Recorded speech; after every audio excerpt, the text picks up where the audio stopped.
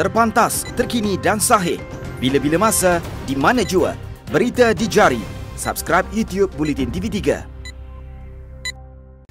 Assalamualaikum dan salam sejahtera. Anda bersama saya, Hawa Rizwana Rizwan. Tajuk utama pagi ini, 1,880 petugas kesihatan positif COVID-19.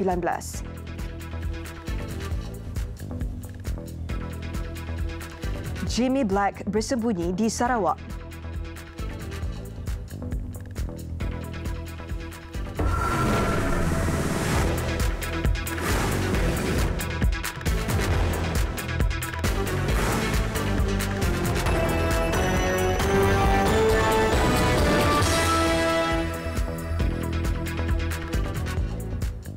Kementerian Kesihatan KKM mengesahkan sejumlah 1,880 kes positif COVID-19 dikesan dalam kalangan petugas kesihatan. Ketua Pengarahnya Tan Sri Dr. Nur Hisham Abdullah berkata, jumlah itu meningkat selepas kes dikesan melalui saringan dijalankan ke atas lebih 52,000 petugas kesihatan. Pihaknya juga mengambil maklum terdapat peningkatan kes dalam kalangan petugas kesihatan, terutamanya di fasiliti kesihatan di dalam zon merah dan kawasan berisiko tinggi. Berdasarkan siasatan dijalankan, 33% yang dijangkiti berpunca daripada jangkitan di antara petugas kesihatan dan 33% lagi daripada komuniti. Katanya KKM sentiasa prihatin dalam memastikan keselamatan dan kesihatan petugasnya sepanjang pandemik dengan melaksanakan pemantauan berkala kepada semua petugas kesihatan.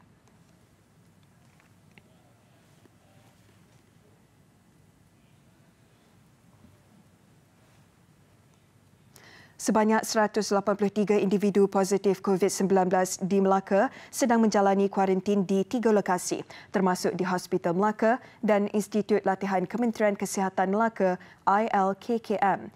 Exco Kesihatan dan Antidadah Negeri Datuk Rahmat Mariman berkata, sebahagian pesakit banduan ditempatkan di Pusat Kuarantin dan Rawatan COVID-19 PKRC di Penjara Sungai Udang.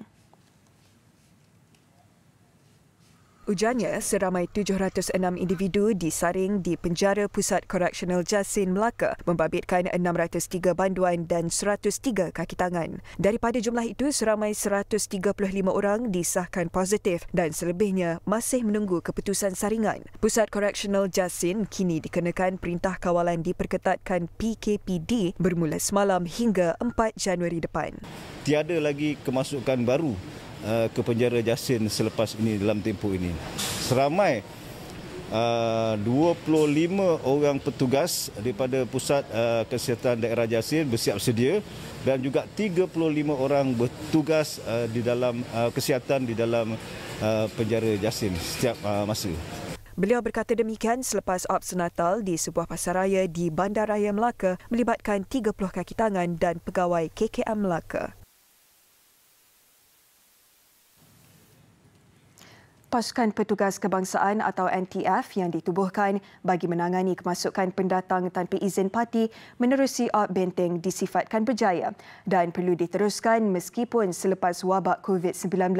Menteri Kanan Keselamatan Datuk Seri Ismail Sabri Yaakob berkata, NTF berkesan mengawal sempadan negara daripada dibolosi parti dan jenayah rentas sempadan.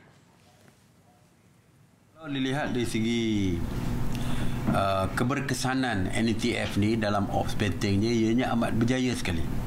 Setiap kali bila saya buat laporan memang ada tangkapan setiap masa.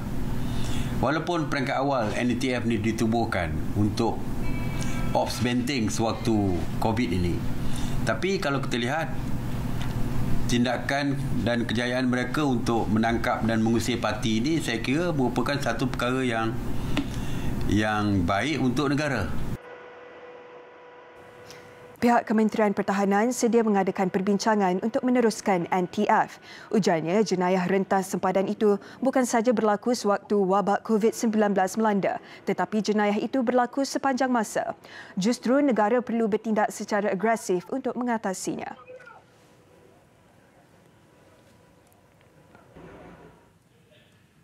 Jawatan Kuasa Pengurusan Bencana Negeri JPBN Sarawak bercadang untuk melancarkan satu operasi yang akan dikenali sebagai Ops Jala dalam masa terdekat. Ia bertujuan memperkukuhkan lagi kawalan terhadap kemasukan pendatang tanpa izin ke negeri ini. Menurut Pengerusi JPBN Sarawak, Dato' Ahmad Douglas Unggah Embas, keputusan itu dibuat setelah mengambil kira ancaman parti yang tidak melalui proses saringan COVID-19.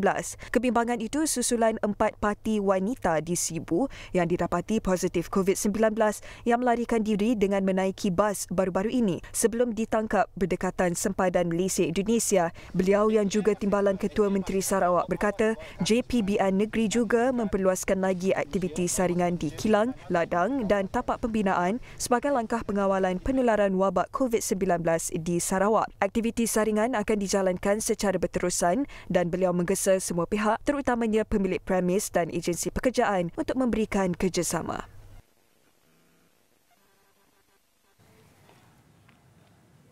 Suspek utama kes rusuhan sehingga menyebabkan kematian di sebuah restoran di Jalan Beaufort Jaya Jumaat lalu dipercayai masuk ke Sarawak untuk menyembunyikan diri. Pesuruhjaya Polis Sabah, Datuk Hazani Ghazali berkata, polis percaya suspek melarikan diri pada malam kejadian. Ibu Pejabat Polis Kontingen IPK Sabah sudah berhubung dengan IPK Sarawak bagi mengesan suspek Hubalan Anvelo 37 tahun atau dikenali Jimmy Black bersama rakannya Kesavan Parambalam 34 tahun. Katanya pemeriksaan mendapati tiada sebarang rekod suspek keluar dari Sabah. Berdasarkan siasatan awal, suspek bukan lagi orang di bawah pengawasan polis dan kali terakhir dikenakan pengawasan adalah pada 2008. Dan sekarang ini dia telah bebas. Dia telah berkahwin pun dengan gadis tempatan dan mempunyai 5 orang anak. Dia dulu ditahan di Keningau, di bawah sekatan di Keningau dan selepas bebas, dia berpindah ke Beaufort memulakan aktiviti perniagaan, salah satunya restoran My Heaven. Berdasarkan rekod, suspek tidak mempunyai sebarang kes siasatan jenayah sejak 2008 hingga tarikh kejadian. Orang ramai yang mempunyai maklumat berkaitan suspek diminta menghubungi Balai Polis Berhampiran. Sementara itu, Datuk Hazani menafikan pihaknya ada menawarkan ganjaran RM10,000 untuk mereka yang menyalurkan maklumat sehingga suspek tertangkap. Kementerian Pertanian dan Industri Makanan MAFI menetapkan harga siling benih padi sah tidak melebihi RM35 untuk setiap 20 kg. Menterinya, Datuk Seri Ronald Kiandi berkata, penetapan harga itu akan bermula pada musim penanaman pertama padi di seluruh negara awal tahun depan. Harga per kampit benih padi yang dibeli oleh pesawat tidak dikawal sepenuhnya oleh kementerian, menyebabkan ada pesawat yang membeli 20 kg sekampit benih padi sah ini pada harga yang mencecah hingga RM60. Air Sarawak Sepadan, Tanjung Karang. Ujarnya, penetapan harga siling ini akan memberi manfaat kepada kira-kira 320,000 pesawah di Semenanjung. Ia sebahagian program insentif benih padi sah IBPS bagi membantu golongan sasar sektor padi dan beras. Beliau berkata demikian selepas program pengagihan benih padi sah di Pusat Belian Padi Sawah Sempadan di Tanjung Karang semalam.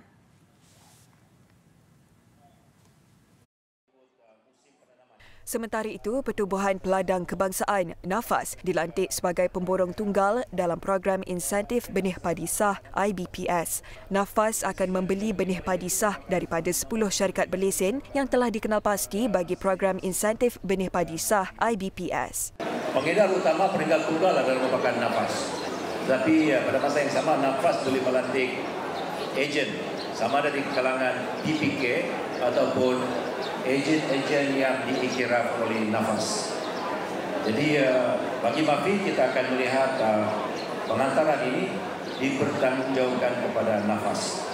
Sebanyak 36,000 tan metrik benih padi yang dibeli daripada syarikat terbabit akan dibekalkan bermula musim pertama penanaman padi awal tahun depan. Katanya sebelum ini kaedah pengeluaran dan pembekalan benih padi dikeluarkan oleh syarikat yang dilantik kerajaan. Bagaimanapun, ia menyebabkan manipulasi terhadap harga yang dibeli oleh pesawah kerana kerajaan hanya menetapkan harga jualan di premis pengeluaran benih padi.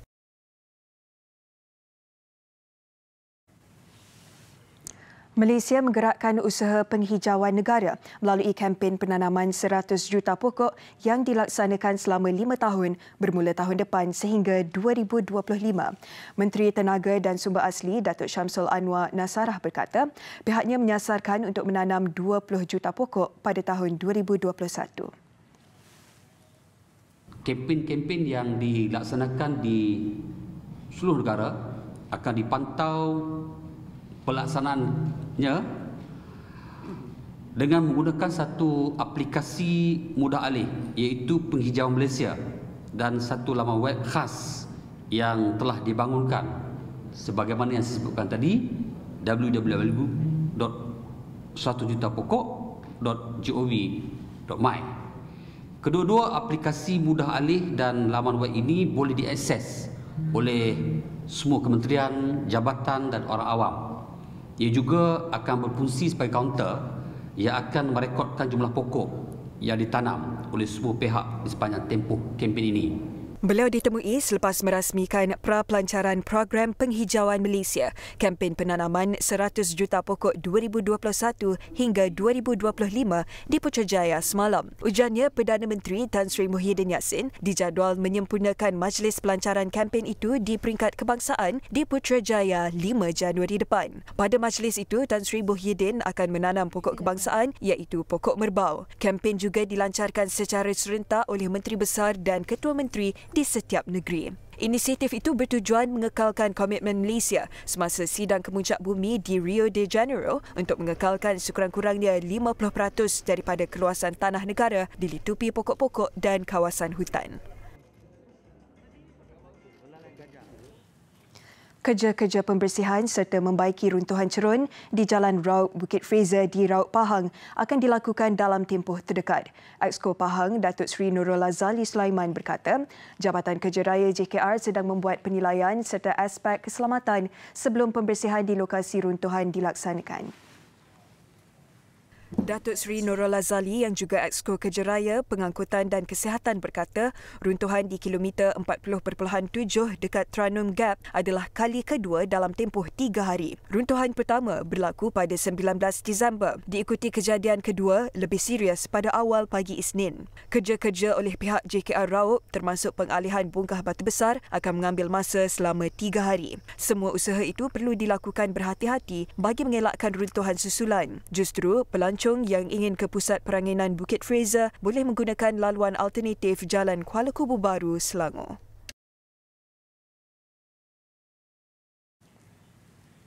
Jabatan Tenaga Kerja JTK Perlis mendapati masih ramai majikan yang gagal menyediakan tempat tinggal yang sempurna untuk pekerja warga asing mereka. Berdasarkan operasi bersepadu Ops Bina, masih banyak penambahbaikan perlu dilakukan majikan terbabit.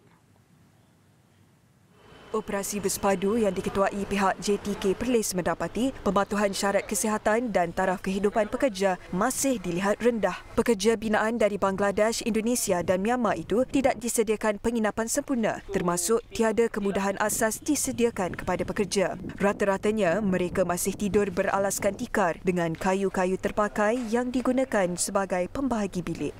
Kemudahan minimum yang perlu disediakan seperti katil, tilam pun tidak disediakan.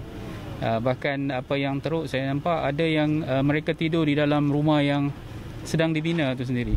Jadi ini satu perkara yang tidak sepatutnya berlaku. Dalam operasi di 2 tapak binaan semalam, Jabatan Keselamatan dan Kesihatan Pekerja JKKP pula mengeluarkan notis larangan termasuk menyita dan mengarahkan pelbagai aktiviti kerja berisiko tinggi dihentikan serta-merta. Ia berikutan keadaan komponen perancah yang cacat seperti patah, berkarat dan rosak selain pekerja tidak memakai peralatan keselamatan diri. Keseluruhan 15 notis pelbagai kesalahan dikeluarkan pelbagai agensi termasuk oleh pihak Lembaga Pembangunan Industri Pembinaan CIDB. Sindiket penyeludupan minyak masak di Perlis dikesan mengumpul bekalan barangan bersubsidi itu di gudang sementara menunggu waktu yang sesuai untuk diseludup ke negara jiran. Taktik itu dibongkar hasil serbuan Agensi Kawalan Sempadan AKSAM di sebuah gudang berhampiran sepadan Padang Besar Perlis. Komander Aksan Perlis Deputy Superintendent DSP Ruzi Abu Hassan berkata, taktik itu sama seperti yang digunakan penyelundup patrol. Gudang di dalam kawasan perindustrian diserbu pihaknya pada jam 1 petang semalam hasil risikan dan intipan anggotanya selama sebulan. 5,000 paket minyak masak ditemui disorok di dalam premis berkenaan. Pemiliknya, lelaki tempatan yang berusia 38 tahun, turut ditahan sewaktu serbuan kerana tidak mempunyai dokumen sah untuk menyimpan minyak masak bersubsidi dalam kuantiti yang banyak. Ketika ini, harga minyak masak berkenaan dipercayai dijual dengan harga 2 kali ganda di pasaran runcit Thailand. Nilai rampasan berjumlah lebih RM12,000 dan siasatan mengikut Akta Kawalan Bekalan 1961. Majlis Khatan kanak-kanak secara beramai-ramai yang menjadi kelaziman setiap kali musim cuti sekolah kini hanya boleh dilaksanakan di klinik. Situasi sama di Tawau Sabah kerana tiada lagi acara mandi siraman air secara beramai-ramai selain mengehadkan jumlah peserta bagi sesi berkhatan. Majlis melangkah ke alam dewasa di Tawau kali ini berbeza kerana tiada sambutan dengan paluan kompang dan sembelihan kambing sebagai juadah kenduri. Program berkhatan hanya diadakan secara kecil-kecilan dalam suasana norma baru serta pematuhan SOP yang ketat. Program disertai 20 kanak-kanak, dianjurkan NGO dengan kerjasama Persatuan Ibu Bapa dan Guru PIBG serta klinik swasta. Memang ada kurang sikit sebabnya bezanya tahun lepas penyertaan seramai 30 orang. Jadi oleh kerana pandemik COVID-19 ini, jadi kurang sikitlah. Kita hadkan seramai 20 orang sahaja. Selalunya kita akan buat mungkin di surau ataupun kita akan sewa satu dewan untuk buat beramai-ramai lah, mungkin lebih ramai 30-40 orang. Tapi kali ini kita rehatkan kepada 20 orang dan mengikut masa jadual kanak-kanak tu akan tiba di klinik lah dan mereka akan pulang lah mengikut norma baru dan SOP yang telah ditetapkan oleh TKM. Terima kasih cikgu kerana mengadakan program sunat walaupun tahun ini ada PKP. Sementara itu, program yang diadakan setiap tahun oleh pihak penganjur itu bagi membantu ibu bapa pada musim cuti sekolah, khususnya untuk golongan asnaf selain pelajar bukan Islam. Besar impaknya. Tular selepas hasilnya. Pantas menampilkan prosiding ini secara dalam keuangan maya. Berita di jari. Subscribe YouTube Bulletin TV3. Bertemu kembali kita ke laporan antarabangsa. Presiden Filipina Rodrigo Duterte menyuarakan kemarahan dan mengecam tindakan seorang anggota polis negara itu yang menembak mati seorang wanita dan anak lelakinya.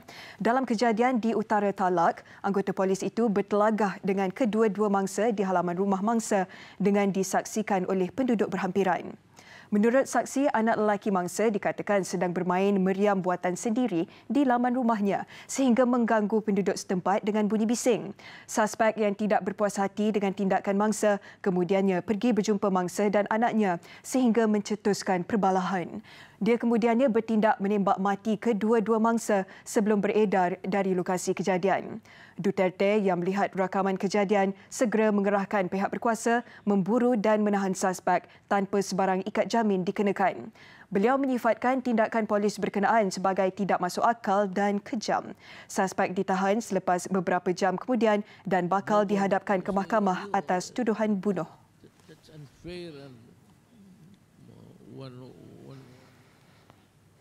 Singapura menjadi negara pertama di Asia menerima vaksin Pfizer-BioNTech selepas pesawat yang membawa vaksin berkenaan tiba di negara itu. Bekalan pertama vaksin terbabit dibawa oleh Singapore Airlines SIA menggunakan pesawat pengangkut jenis Boeing 747-400. Ia dibawa menerusi perkhidmatan pengangkutan berjadual dari Brussels, Belgium Sabtu lalu. Menerusi satu kenyataan oleh SIA, penghantaran itu membuktikan kesiapsiagaan syarikat berkenaan melaksanakan tugas penting termasuk pengagihan vaksin di peringkat antarabangsa. Dalam pada itu, Kementerian Kesihatan maklumkan semua pemegang pas jangka panjang dan pas pelawat jangka pendek negara itu yang mempunyai sejarah perjalanan ke United Kingdom dilarang memasuki Singapura mulai esok.